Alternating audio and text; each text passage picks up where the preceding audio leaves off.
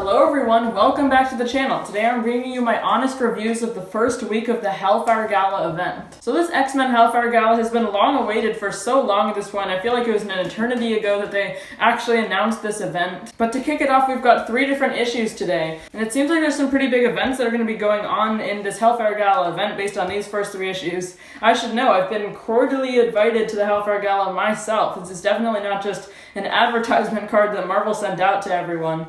The whole point of this, I think, is that trying to create the illusion that the Hellfire Gala is real. You yourself can go to it. It's not just contained within this comic. But then Marvel just immediately contradicts themselves by also in the same envelope that they sent me the invitation in, a checklist of all of the issues you need to get. But that's not what this video is about. We're actually talking about these 3 issues that came out this week, kicking off this whole event. All 3 of them are actually a lot more lighthearted and not much actually super important happened in them than I might think.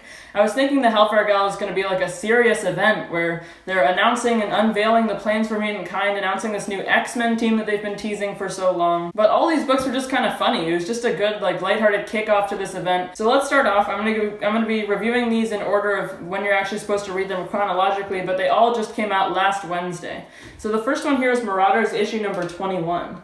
I'm not actually a regular ongoing reader of this series, but I'm getting all of these Hellfire Gala issues and then hopefully giving you guys reviews of every single week of this event. I'm going to try to stick to that and actually complete all 5 weeks of the reviews unless I mysteriously disappear, I don't know. There on the cover there we see the mutant Emma Frost, who's the head of the Hellfire Trading Company, which is basically the mutant company that's been responsible for distributing all of these life-saving drugs that Krakoa has developed with their island technology. But in this actual first week of issues, we barely got any serious announcements. It was just, like I was saying, starting the party. We got to look into what these different teams' jobs in the Hellfire Gala are, what each team is contributing to, but basically the person behind it all is Emma Frost. She's the one that has prepared everything along with, people helping her out, obviously. I'm taking this off the stand so that I can refresh my memory on what actually happened in these issues. But basically this Marauders number 21 starts off right at the beginning of the event with Kate Pryde and Emma Frost watching the party members come in. And one very different thing about the Hellfire Gala is that for this one night they're actually allowing anybody who's been invited, even non-mutants, to come to Krakoa. And that's one big factor of the island of Krakoa, is that only mutants are able to go through the teleportation gates that they've set up all around the world to get to Krakoa and to get out of it. But now they're changing their technology in order to let in whoever's been invited, as long as they have a Krakoan flower attached to their chest. So we see the Avengers show up, the whole Fantastic Four, and a bunch of other different heroes, and I guess real-life celebrities also. But as all these human people and ambassadors for different countries, Dr. Doom shows up. As all of these different people enter through the gates, X-Force guides them and makes sure that they're all patted down and everything. X-Force is really the team that's in charge of security this whole time. They've got Beast and Sage, the basically technology team, the brains behind X-Force, watching through security cameras and everything in the background, while Quentin Quire, Domino, and Wolverine, the other members of the team, are more on ground control. And then for the rest of this Marauders issue that kicks the event off, it's mostly told from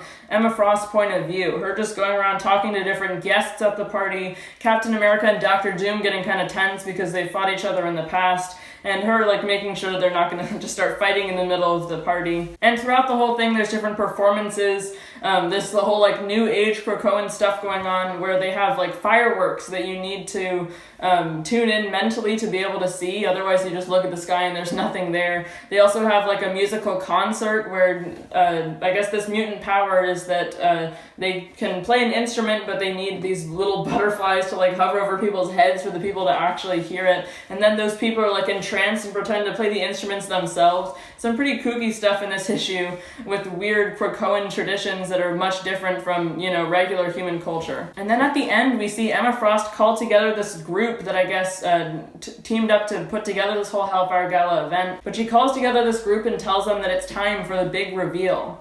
And then we see the aftermath of that reveal. We still don't know what it is, but we just see different heroes, different ambassadors reacting to it and then leaving the party.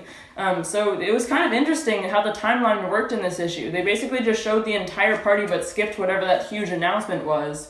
So there's still, of course, a bunch of different tie-ins coming out. I've got 2 more to go over after this, and they're rolling out, I think, a total of 9 different tie-ins after this. So it was really interesting to me that they showed pretty much the whole party, just recapped in this first issue. So it's clear that these issues don't necessarily form a straight story. It's not like one issue, something happens, the next issue it picks up right where the last one left off. They're all just kind of melding together and telling different points of view, but also different parts from the gala, but it's all just this one night. And then for the second issue of this Hellfire Gala, we had X-Force issue number 20. This one went pretty hand in hand with the Marauders issue, I would say. Like I said earlier, these issues, the chronological order is very confusing. Like the whole Hellfire Gala event basically happened in Marauders, and now we're just seeing little snippets of more deep character dives in all of the other issues. But yeah, we just saw a look into what it's like guarding the Hellfire Gala, making sure everyone has their flowers on their chest and making sure that nobody gets let in that shouldn't.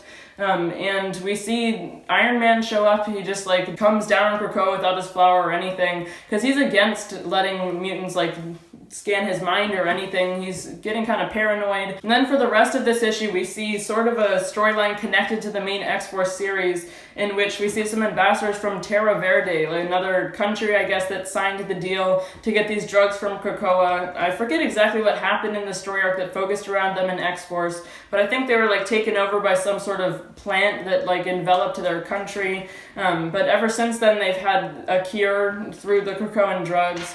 They've showed up, and Beast and Sage in the background are trying to like scheme and look into other countries' plans and monitor them. So they've got these little plant bugs going up people's legs so that they can latch onto them and like track them where they're going, possibly even listen to their conversations with this fancy Krakoan tech. And Emma Frost ends up finding out as the host of the party. She doesn't want anything to go wrong. She wants this whole thing to go smoothly. Something has to go wrong for it to be a good comic, so that there's some sort of conflict, obviously. But she manages to disable the drone. But the art in this issue is phenomenal by Joshua Cassara, and it was written by Benjamin Percy. So then that's mostly what happened in this issue, just to look into the X-Force's jobs and their weird jumpsuits that they have to let people know that they're the security of the Hellfire Gala. And then we also get a little section in the back following Deadpool, which is super cool. Deadpool just showing up with like a rubber ducky floaty in his unique style, with Wolverine then coming to take him down because he wasn't invited to the Hellfire Gala. Who would invite Deadpool? He just causes chaos. And then the issue ends on a cliffhanger with one of the Terra Verde ambassadors coming to like wash his face off in a fountain and then suddenly transforming into this plant monster. So I guess the mutants have been hacked in some way. Something was inside of him that turned him in that way. But we see the tag at the bottom saying, "To be continued in Wolverine number 13. Benjamin Percy is also writing the ongoing Wolverine series, so we'll see this thread of the story in the Hellfire Gala continued in Wolverine, which I think comes out in like a couple weeks. It's later on in the event. And then the last issue that we've got this week from the Hellfire Gala in the opening night, this is Hellions issue number 12. I'm also not getting this series ongoing, but I wanted to get this issue to complete my Hellfire Gala collection to bring you guys this review. This one is written by Zeb Wells with art by Steven Segovia, just the regular creative team on the Hellions ongoing series. And this one was also really funny. The whole point behind Hellions, I guess, is that it's kind of like a dark comedy series with all of these B-level like mutant villains who have all been put on this team together to be monitored by Psylocke. Of course, when Professor X called everybody to Krakoa, he invited even the villains that had like fought against the X-Men for so long. But of course, that included Mr. Sinister, Wild Child, all of these crazy villains that I had never even heard of. Most of these members of the Hellions. But it is a really funny issue. I'm kind of regretting that I haven't been getting this series ongoing. I think it's probably one of the better Dawn of X comics. But in the opening pages of this issue, we saw that certain members of the Hellions have been invited, like Mr. Sinister and Psylocke, but all of the other villains, of course, weren't invited, because they're just going to cause chaos. Nobody wanted to invite them to the gala. So while Psylocke and Mr. Sinister just go off to have fun at the gala, they're left behind, and they form a plan to actually break in and just act casual.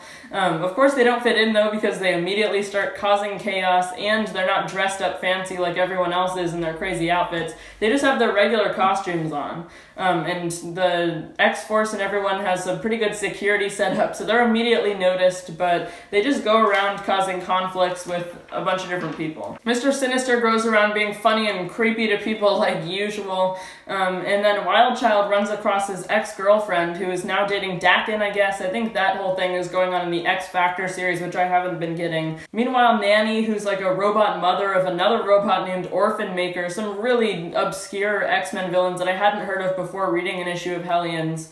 Nanny is like getting drunk and isn't keeping track of Orphan Maker, so he's going around bothering people. But after everything is contained and the Hellions are just kicked out of the party by X-Force and everyone because they've caused so much chaos, they just go and watch the mental fireworks, and after a long night, they're just calm, finally. And the issue ends on a cliffhanger where we see a cloned Mr. Sinister who's seemingly evil watching from the shadows. So to be completely honest, I really don't think this issue is very necessary to Hellfire Gala. Probably none of these really are, because you don't need to read every issue to understand it. It's just little different points of view in this one night of the Hellfire Gala. But this one is just a fun one-off. I really did enjoy reading it, and I'm not regretting getting it or anything, because it was a really funny issue, and Hellions seems like a good series overall. And as for my final rating, I think every week when I'm reviewing these issues, if I do manage to put out reviews of the Hellfire Gala every single week, I'll give you guys like a something out of 10 score for